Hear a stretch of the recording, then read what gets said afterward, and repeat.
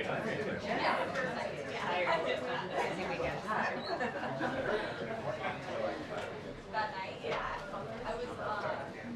training. You lost your training. Need to work on my stamina.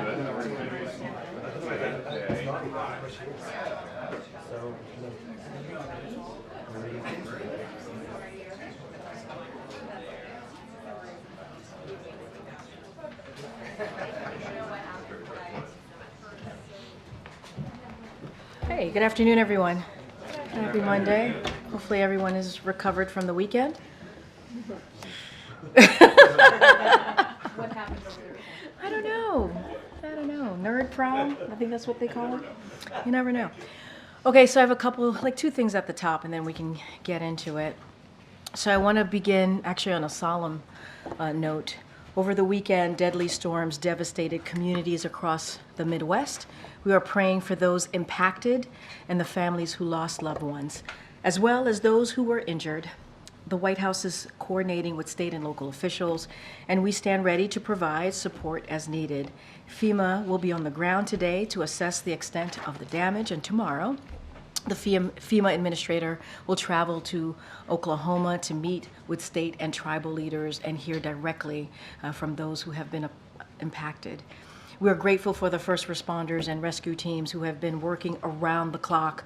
Residents should remain vigilant and continue to heed the instructions of local officials.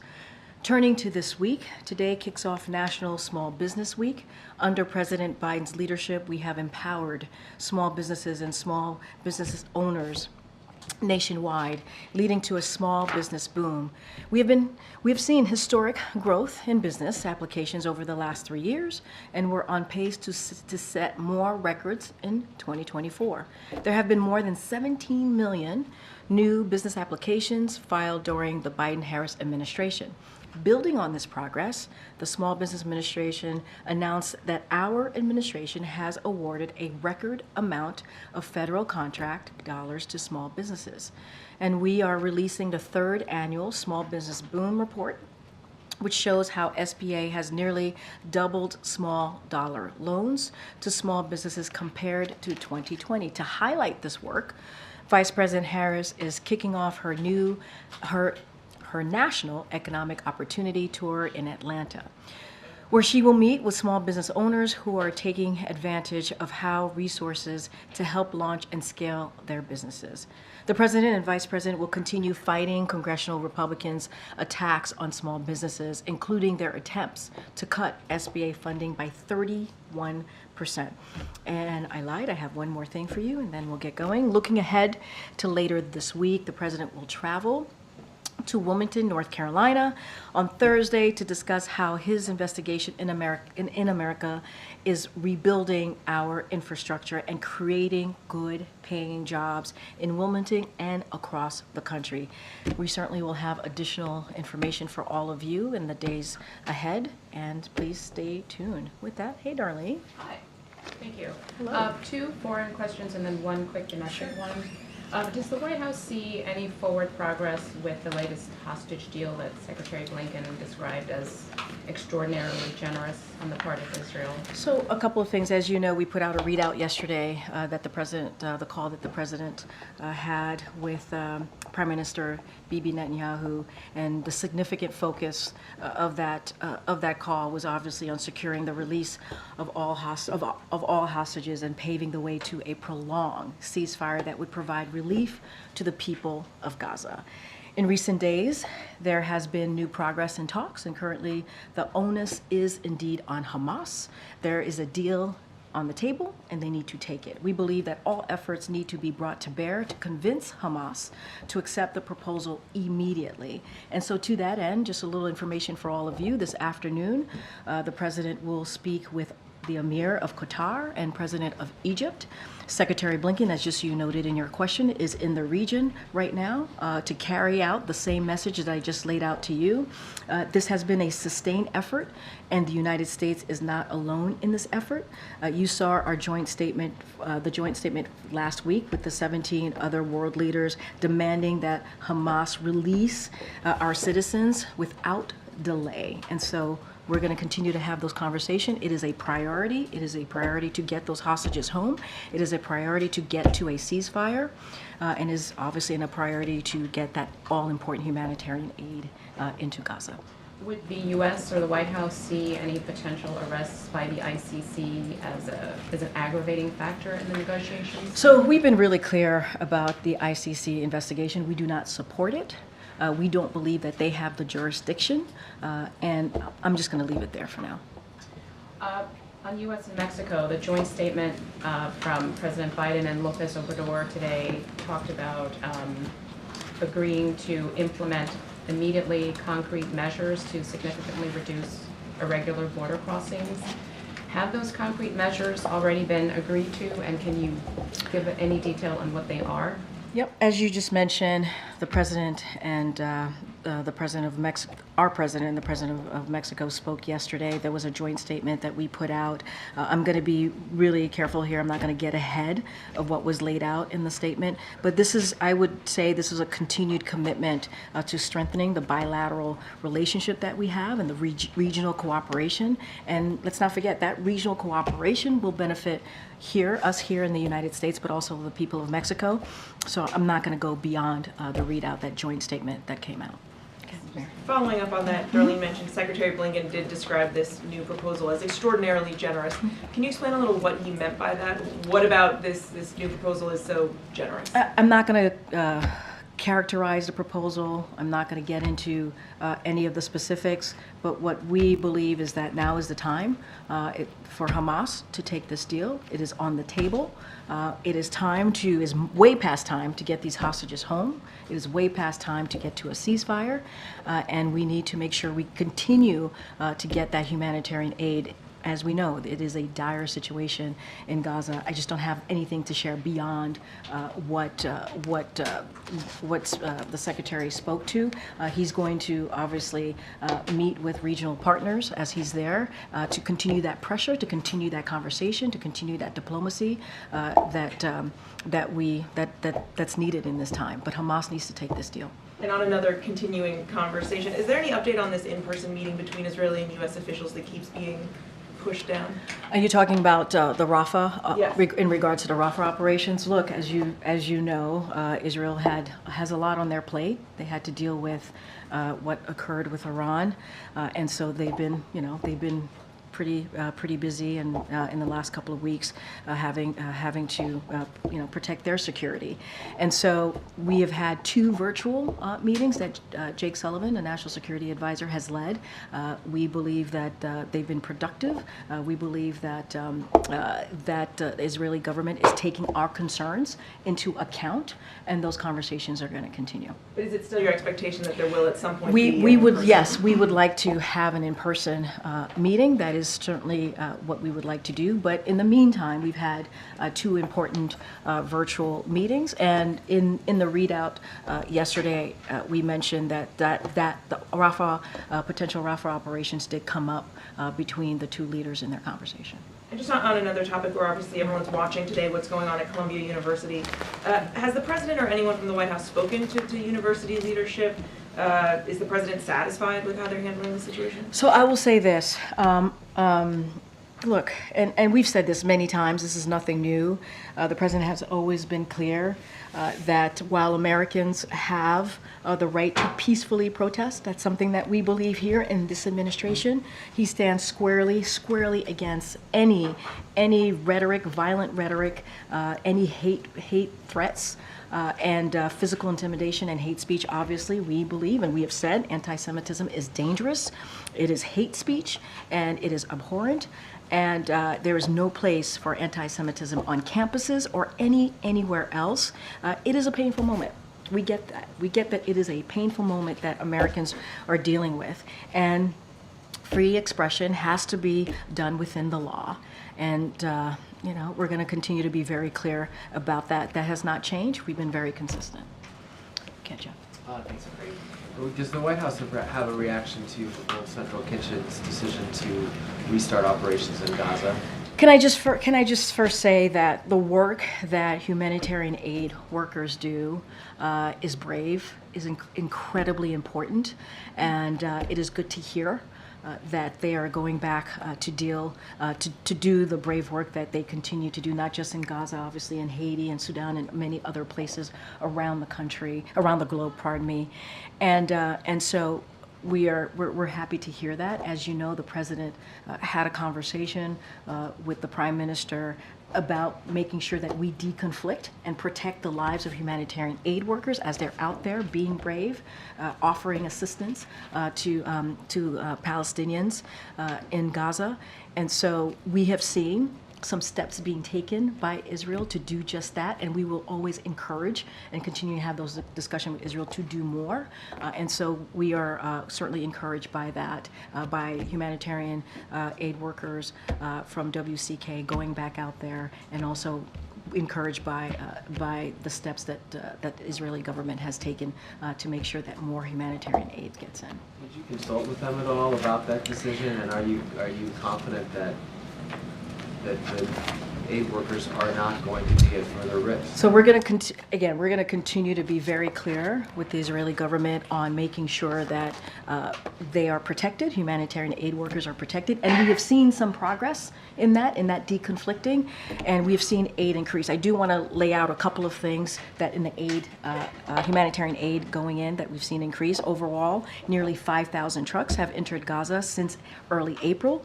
That includes almost 200 humanitarian and commercial trucks a day, on average entering Gaza in the last 3 weeks. Some days 400 plus truckloads enter. The United States conducted over 30 airdrops for relief supplies, including over 1 million meals, 141,300 bottles of water to Gaza as of April 28th. And a lot of that is because of the president stepping in and making very clear that we need to do more. And the United States have led in the effort on getting that humanitarian aid. Just lastly, a follow-up on Mary's question. Yeah. Does the White House support peaceful protesters at Columbia or elsewhere being threatened with being removed from the school or being put on discipline or probation? So, do you think that is fair? So, got to be super mindful. These are institutions. Some of them are private, some of them are public, and it is up to their leadership, university leadership and colleges, to make that decision. Not going to weigh in on that from here. We're going to continue to say all Americans have the right to peacefully protest. At the same time, we have to call out any hateful rhetoric that we hear. Anti-Semitism is wrong, and so we're going to continue to do that. But universities and colleges make their own decisions. It is up to their leadership. We're not going to weigh in from here. Okay, Thank you, Karine. Our new CBS News poll found that registered voters in Michigan, Wisconsin, and Pennsylvania believe that they would be financially better off if Trump wins. How do you explain that? Going to be careful because we're talking about registered voters. We're talking about a candidate now, obviously the former president who's now a candidate. I got to be mindful of the Hatch Act, and so can't speak to that specifically. But what I will say more broadly is we understand what Americans have gone through. We understand that the pandemic was a heavy burden on Americans. We understand that Putin's aggression into Ukraine caused inflation to rise, right? Pandemic caused inflation to rise, caused damages to the supply chain. And so that's why the president took action. The American Rescue Plan obviously was incredibly important in turning the economy around, dealing with the supply chains. And we also understand that prices are still too high. They're still too high. So this is why you hear us talk about junk fees. This is why you hear us talk about lowering prescription drugs. It is important making sure that big corporations and billionaires pay their fair share. And so we're going to do more work, and we're hoping that message gets through to the American people. That's why you've seen the president in New Hampshire, in Las Vegas, in Madison, Wisconsin, laying down that message directly to the American people. But there is a contrast here. There's a stark contrast to what we see, what the president has been doing, this administration, the Biden-Harris administration, and what Republicans are trying to do. They literally put out a budget that cuts Social Security, Medicare, Medicaid, and gives special interest groups, billionaires and corporations, a tax break. The president doesn't believe that. So that's what I will say. I have to be really mindful to not speak specifically to that poll, but more broadly, that's what I can say, and we understand what Americans are feeling right now. That's what we're trying to do more. Is the president frustrated that despite the fact that he continues to say what he has done, that some Americans are not feeling the impact of his policies? So, look, we have seen some consumer confidence go up over the past couple of months, and I think that's important to note. And so that is out there, that data is out there. Look, we're talking about a president who understands what it feels like to sit around your kitchen table and have to make difficult decisions. We get that. He gets that. This is why he's trying to build an economy from the bottom up, middle out. He's been very, very clear about this is a sympathetic president, so he gets it. So he's not going to be frustrated by that. What he's going to do is continue to do the additional work to lower cost and do everything that we can there, and to go out there and speak directly to the American people. I think that's the most effective way to do that. Just one quick follow-up on Jeff and Mary, and correct me if you are Jeff and Mary. Jeff and Mary. I'm sorry. Your colleagues. It felt like Jeff and Mary. Oh gosh. All right. So I do know who you guys are, right? I'm sorry if I missed this, but Yeah. is the answer no? The administration has not been in touch with anyone at Columbia? I don't have any readout. I should have answered that in I believe that was Jeff's question. I don't have any calls to read out to you of conversations with any university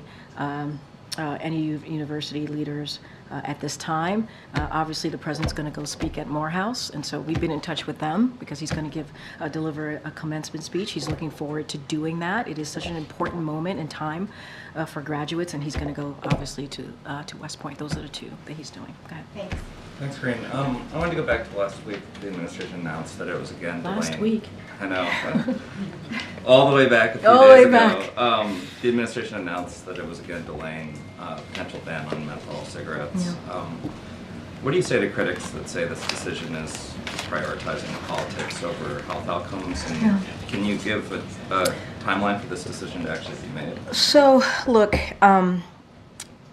Secretary Becerra obviously put out a statement on this, I believe on Friday.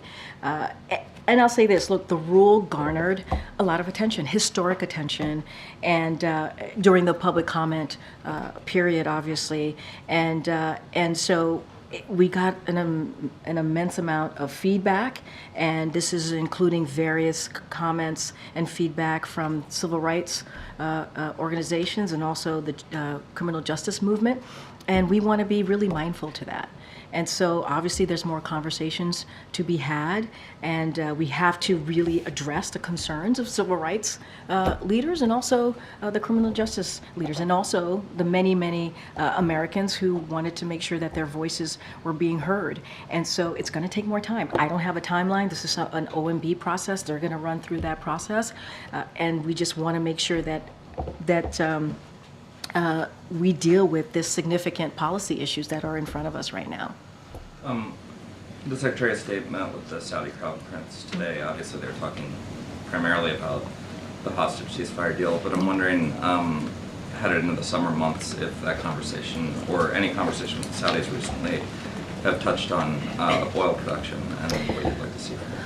So look, I don't have anything to say about that piece. I think the State Department, this is Blinken's trip. If that came up, they will have more to say on that. I don't want to lose the importance of the Secretary being in the region right now. We have to get this hostage deal done. It's on the table for Hamas to take. The Secretary is going to meet with regional partners, and it is time only Hamas is standing in the way right now. It is time to move. We got to get these hostages home. We got to get to a ceasefire, and we got to continue to get that humanitarian aid. It is dire. The situation is dire in Gaza, as you all know. One last quick one. The Washington Post had a lengthy story today detailing efforts by Indian intelligence services to carry out an assassination in the United States.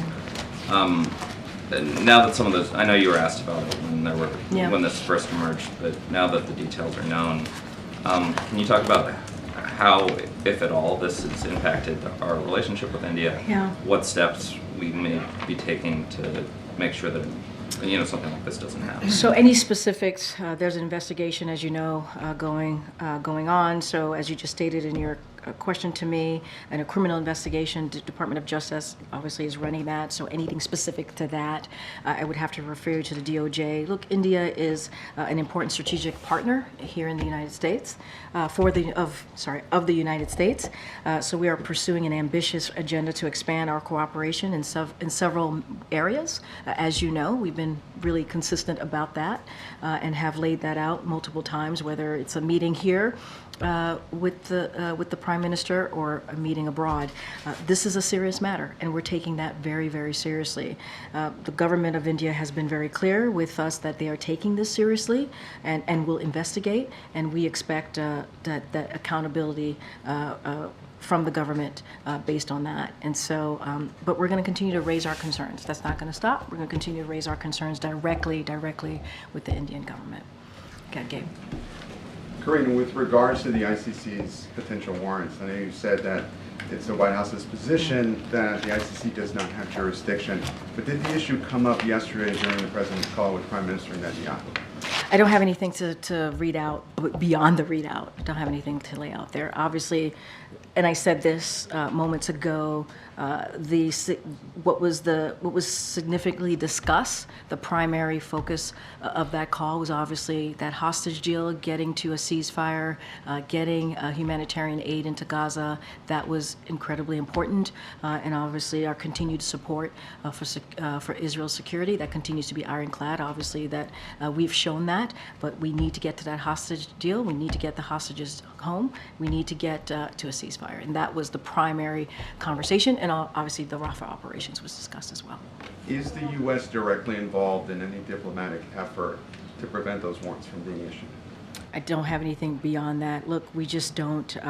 We don't believe it's in the ICC jurisdiction in this situation. We do not support the investigation, and I think that kind of answers that question when we say we do not support this and we do not believe it's in their jurisdiction, ICC's jurisdiction. Excuse me. No, sorry. I'm sorry. No. Just have a little bit to say. It was okay. Okay, go ahead. Dave. Switching gears to another topic and following up on what you said earlier about the protests in Colombia. Earlier you talked about how you didn't want to comment on what school administrators might do, but the protesters themselves have now defied a 2 p.m. deadline. Should they leave? The protesters themselves have? Yes, there was a deadline for them to leave by 2 p.m. and they have not done so. What does the White House think? You mean that Colombia has said there is a 2 p.m. deadline for them? Okay. I'm just not going to comment on leadership at colleges and universities, their decisions. That's for them to decide. We've been very clear. Americans have the right to peacefully protest, and we're going to continue to call out any type of hateful rhetoric, any type of potential hateful violence here. It has no place in America. Anti-Semitism, we're going to call out. It is abhorrent, and that is hate speech. We're just going to be consistent when it comes to those types of decisions on campuses. That is something for college, universities, leadership to decide on. And finally, one more, Karine, as a dog lover yourself. Oh gosh. What does the President and the White House think about Kristi Gnome's upcoming book? Yeah, I saw that. It's very sad. It's very sad. It's a sad story. That's all I have for you. It's sad. Go ahead. Thanks, Karine. More broadly, is the White House concerned about safety issues at university graduations this year? I'll say this, and I kind of said this at the top. Commencement day for college kids is such an important day. You all know that. I'm sure you all have experienced how important it is that day, not just for you or for them in this case, but for parents and loved ones who are here to celebrate their loved one graduating from college, and that is really important. It is important that Americans are given the opportunity to peacefully protest. we have to make sure that is something that that is afforded to Americans, and respecting what commencements are truly about. Those things are really important. We hope that schools can hold commencement celebrations while respecting difficult viewpoints that we're seeing right now in these issues, and we understand that it is a painful moment. Is the White House in touch with, or the Department of Education in touch with universities to check on their planning or security measures? So they I might would be refer to taking? Department of Education on that. I don't have anything to share at this time from here. Go ahead, Asma. Thanks. Karine, what is the administration's response specifically to the use of police force in some of these college campus protests? We saw this at Indiana University, Ohio State, UT Austin. Yeah, so again, I'm going to be really repetitive here. Americans have the right to peacefully protest within the law. That is really important here. Anti-Semitism is dangerous. I know, we've seen the videos that have pretty much gone viral out there, and I can't speak to that. We may have more to say about those videos once we look into them. We'd have to look into them. Just don't have anything to share beyond that. But it is important. It is important for Americans to have the right to peacefully protest. We understand this is within the law, and we understand this is a difficult time, and we're going to call out any type of hateful rhetoric. And so does the administration think the police force or police presence we've seen so far is acceptable? As far as police presence, that's up to the colleges and the universities. That's for them to decide. And we have to be able to allow Americans to peacefully protest within the law. That is important, and that's what the president wants to see. I can't comment on every case. I can't comment on everything that we're seeing out there. What I can speak to is more broadly and what we want to see and what we've called out. If I can shift gears real quick, I know there was discussion, the president himself also referenced the idea of an immigration-related executive order. Is there any update on that front? Look, and I've said this many times before, we believe the bipartisan proposal that came out of the Senate that Republicans rejected because of the former president saying that it hurts him politically helps the president and not himself, not Donald Trump. That's what we saw. That proposal will do the significant work needed at the border, the significant work to move forward on a broken immigration system. That's what we want to see. In the meantime, we always said that we don't believe moving with an executive action is the way to go. We want to see that proposal, but we're always going to look at all options. I don't have a decision to be made. I don't have anything to announce, but we're going to continue to call on Republicans, call on Congress to move that that bipartisan Senate proposal forward. Okay. Thanks, Karine. A couple of questions for you on Saudi Arabia and also on Ukraine as well. Yeah. Secretary Blinken has obviously been in Riyadh discussing the Israel-Hamas war. He's also been discussing the Abraham Accords and normalization of ties between Saudi Arabia and Israel. How confident is the U.S. that those talks can be revived? Look, we're going to continue to have those diplomatic conversations. It's important to do so. We got to be confident. We're going to be confident that that it gets to a place where we have a solution here, and so I can't go beyond that. The secretary, as you said, is in Saudi Arabia. He's going to have look. The important part about what we're trying to do this week and what you're seeing Secretary Blinken, what you've heard from the readout and heard me talk about, you read yourself the readout from the president with his call to Prime Minister Netanyahu, is to get to this hostage deal. We got to get to this hostage deal so we can get to a ceasefire, get that all important, continue to get that humanitarian aid into Gaza. We know the situation in Gaza is dire, and they also had a conversation about the Rafah operations. And so that is really the focus here. That is the significant focus. It is important to get to that deal. The U.S. also said that it's preparing to offer a security package to Saudi. What would that entail? I don't have anything to share on that. Okay, on Ukraine. Ukraine has lost more ground in the last couple of days as it awaits U.S. aid to get there. Is there any updates on the the state of that shipment? So the aid into Ukraine is ongoing. They have been receiving that security assistance. I'm going to be really mindful here because there are operational security that I want to be careful. And what we hope is it gets to the front lines so that Ukraine could continue to defend itself. And like you said, they have lost ground, and so we're hoping to get that security aid to the brave people in Ukraine. And so, look, it's ongoing. That aid is getting into Ukraine. I want to be really, really mindful on speaking to operational security from here, from the podium. I would refer to the Department of Defense for anything further. Okay, go ahead, Gary. Thanks, Karine. First on, as you mentioned, the Vice President kicked off her economic opportunity tour today in Atlanta, which is a majority black city. Next week she'll be in Detroit, another majority black city. It seems like the administration is trying to reach black Americans in particular as relates to the economy. Data suggests that black Americans feel economically burdened and are not aware of some of the work that the administration has done. According to an Economist YouGov poll, only 22% of black Americans feel they are they feel like they're not economically better off than they were a year ago.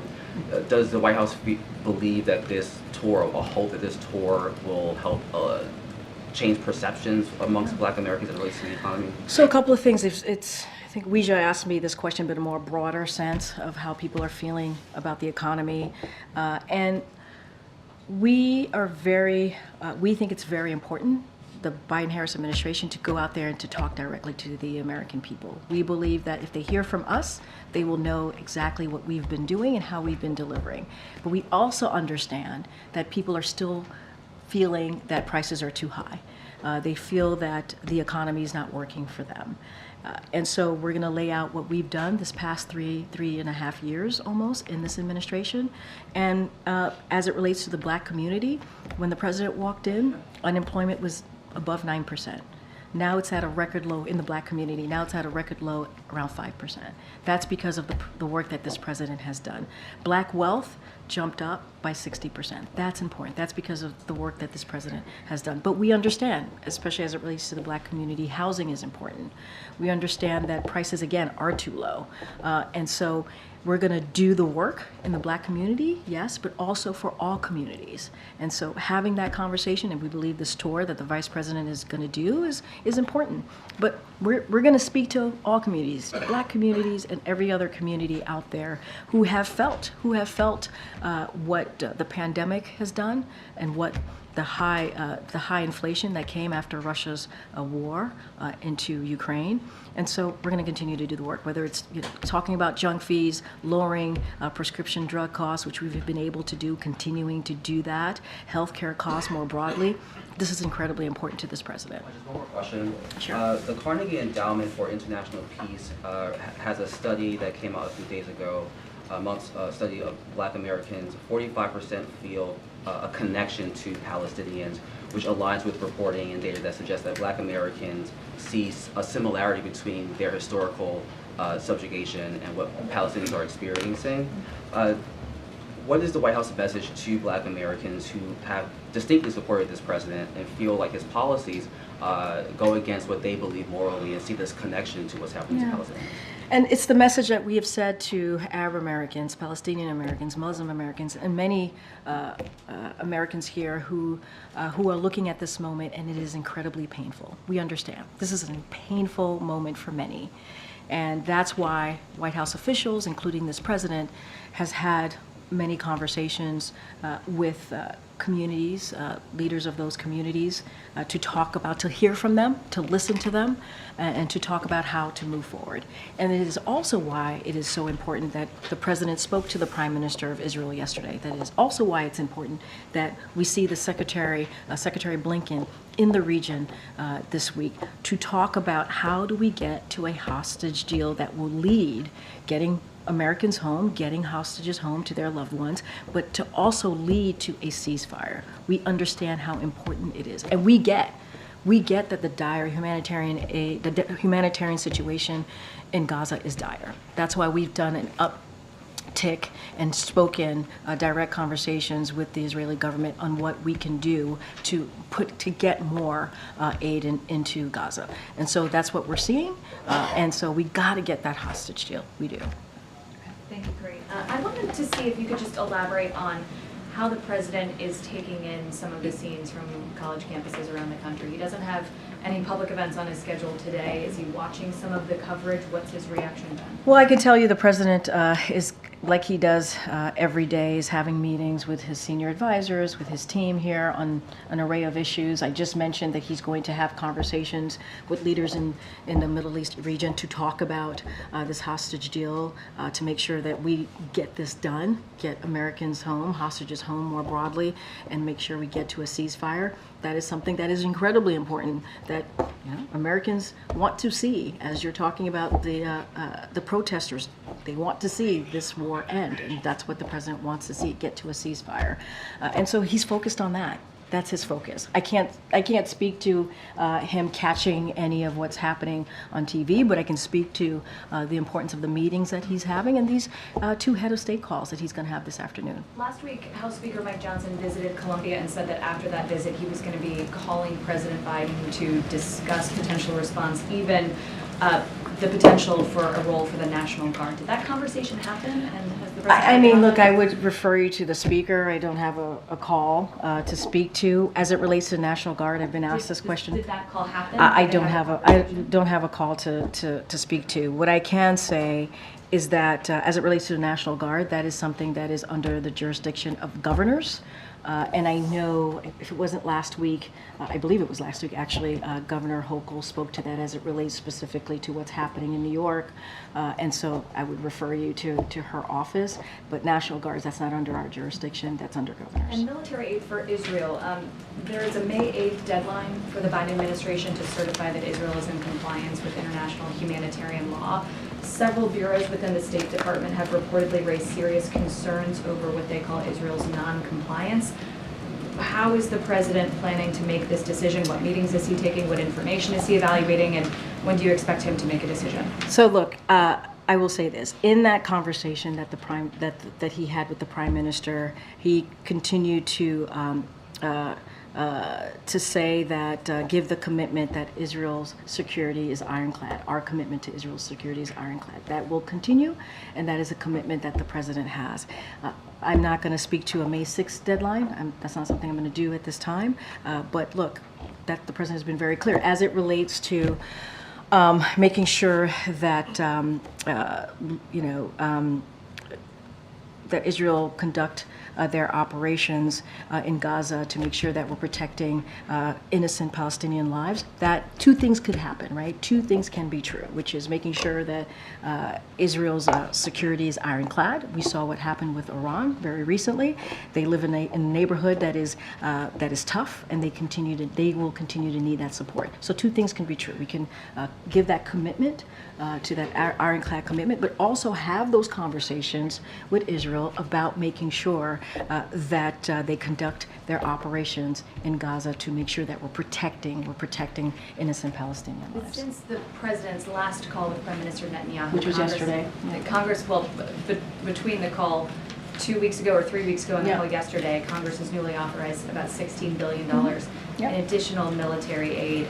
Did President Biden communicate what it would take for the U.S. to begin dispersing some of that aid? Progressives have urged him to place conditions on it or to use it as leverage over Israel. Look, I've been very clear. 2 things could be true. We're going to have give our commitment to Israel's security, that is ironclad, and also have those conversations with Israel about making sure that how they conduct their operations in Gaza protects innocent Palestinian lives. Hence the conversation about Rafah operations, right? The 2 virtual calls that Jake Sullivan, our national security advisor, has led, and we're going to continue to have those conversations. It is important that we protect Palestinian lives, innocent Palestinian lives.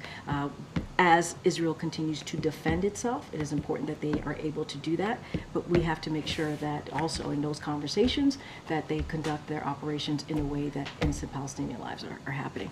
I don't have anything beyond that. We've been consistent about that. I know Jake Sullivan spoke to this just last week when he was at the podium. Ken. Two topics if I can. First, right before we came out here, there were reports of a shooting in Charlotte, North Carolina, involving law enforcement officials. Were you guys aware of that? Has the president- No, that's actually the first time I'm hearing about that. Obviously, I want to be really mindful since I don't have all the information. We'll certainly look into that and see what's going on there. You know, police officer, law enforcement officers put their lives at risk every day, and so, you know, that is, if that is indeed true, it is very sad news. And we also know gun violence is an epidemic in this country. That's why the president's doing everything that he can to make sure that we deal with this epidemic, and by, as you know, signing 24 executive orders, starting an anti-gun violence White House office, the first ever, and passing the bipartisan legislation to deal with this. We need to do more. We need to do a lot more, and we're going to continue to ask Congress to do so. And second topic, the Affordable Connectivity Program runs out of funding this week. What is the White House plan to get this renewed? Are there conversations about trying to get this included in the FAA reauthorization? So I got a couple things that I do want to say about that. Despite repeated calls from President Biden, congressional Republicans have not extended the Affordable Connectivity Program. This essential program has helped millions of Americans participate in school and work, access health care, and stay connected with their loved ones and more. We announced earlier this month that we are encouraging providers to take steps to keep their consumers connected at this crucial time by offering low-cost, no-cost plans. We'll continue to push congressional Republicans to take action, and anything else to that, I will refer to FCC. Do you see it potentially ending up with the FAA? If this is like the last big bill that could be... I mean, look, we can continue to call on, obviously, continue to call on Congress to act here and take action, and so that's what we're going to continue to do. But obviously, we've taken some steps so that consumers can protect themselves. Okay, Danny. Thanks, Karine. Just on Rafah, the readout yesterday from the call that Netanyahu said that the president had reiterated his clear position but didn't say what it was. Can you just clarify to us exactly what the position still is at this moment? Yeah, I mean, it hasn't changed, Danny. We have concerns about a major military operations in Rafah. We've been very clear. There are more than 1 million Palestinians in Rafah, and we believe that they need to be protected. Whatever operation they want to move forward with, and we understand there are Hamas operators in the region, and we understand that their concerns there. And so we have shared our concerns with that, and we believe that they're going to take our concerns into account. And we're going to continue to have those conversations. There were 2 virtual meetings that were led by Jake Sullivan, as I mentioned before, but our position hasn't changed. Is the position that you have concerns about that, or that the president would oppose an operation? We have concerns. We have concerns about that, and we want to talk and discuss and continue having those conversations about what their potential plan might look like. And we believe they're going to, we're going to have further discussions, and they're going to certainly take our concerns into account. And so I'll just leave it there. And you haven't had the credible plan yet? We have not seen a credible plan yet. Okay. Thank you so much. For the first time in public, the president urged Russia to release Alsu. Sorry, I'm going to say that again. Alsu Kurmasheva. Yeah. From detention in Russia. What prompted him to make this mention in public, and when will the administration declare her wrongfully detained? So, look, and you heard from the president, obviously. He talked about it during the White House Correspondents' Dinner. He believed it was an opportunity, speaking in front of all of you, to talk about what journalists have to go through and how brave it is for journalists to go out there and really deliver the news and reporting to the public. And it is important to lift that up. It is important to speak to that. We believe, and I've said this many times from this podium, journalism is not a crime. It is not a crime. It is not a crime here, it's not a crime there, and it's not a crime anywhere. And so as it relates to her designation, that is something that the State Department has spoken about. And so we're gonna just leave that to the State Department. Obviously, we've shared our concerns about her detention, and so I would refer you to them. And the State Department has shared their concerns about her detention. But it is a designation that the State Department makes. Got it. So today we heard China's government denying an accusation made by Secretary of State Blinken that they were seeking to interfere in the U.S. election. Does the White House share this concern, and what are you doing to combat it? Well, the Secretary is speaking on behalf of this administration, so obviously we share those concerns. But we're going to continue to have those diplomatic conversations. Secretary, is delivered a message there, and I just don't have anything beyond that. And then finally, you just mentioned 2 head of state calls this afternoon. Yeah. Who are they? Is one of them perhaps President Erdogan, and are they still talking about a possible meeting?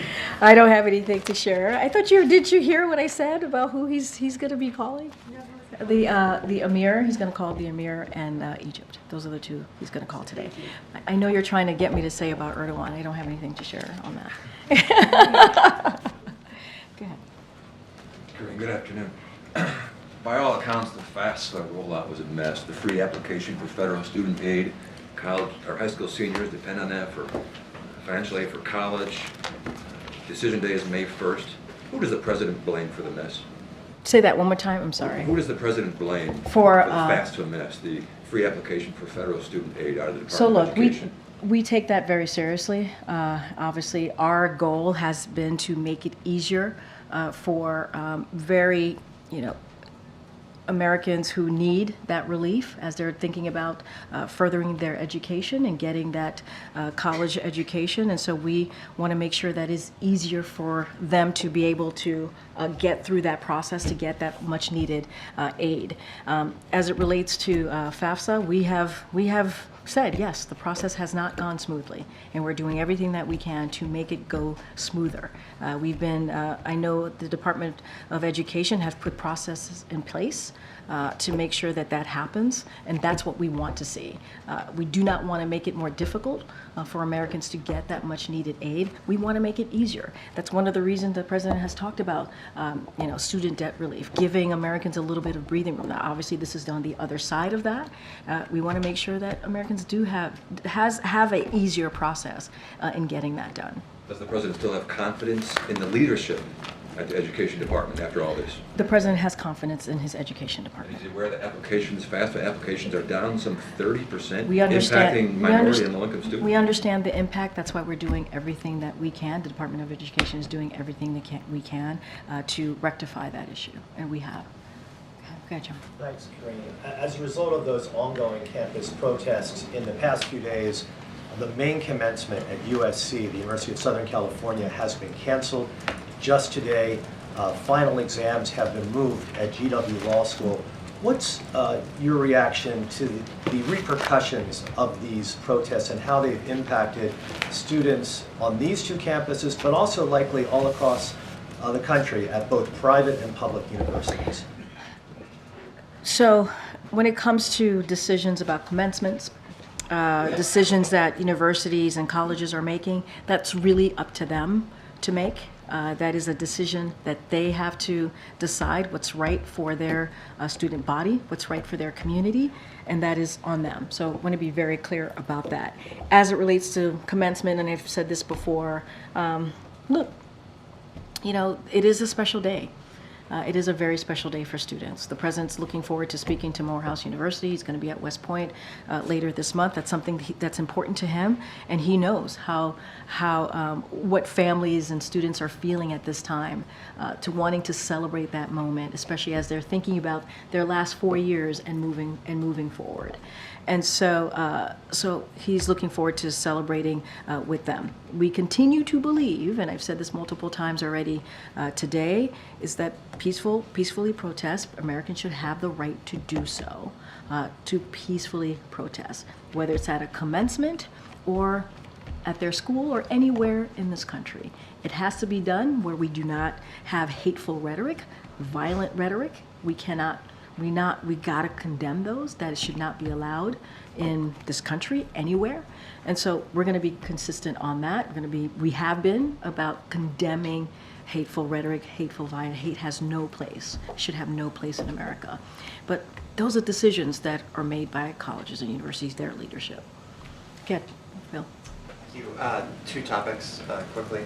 When the President expanded the definition of Title IX to include gender identity, a handful of states, including Florida, announced that they were directing their public school systems to ignore that policy directive. First, what's the White House's response to their objections? And then second, should we expect the administration to challenge state policies or laws that distinguish between biological males and females in high school sports? Look, there's a lot of litigations happening, so I need to be really careful. So I'll just say that every student deserves a right to feel safe in school. That's what it should be all about: strengthening and restoring vital protections that the previous administration got rid of. When you think about the Title IX updates that you've seen from this administration, and so look. Don't have much more to share outside of that. Department of Education has more information on that specific, what the new announcements that we've made, but every student deserves the right to feel safe, and I'm just gonna leave it there. And a second topic, last week a Secret Service agent who was assigned to Vice President Harris's detail was removed from her duties after reportedly attacking the commanding agent in charge.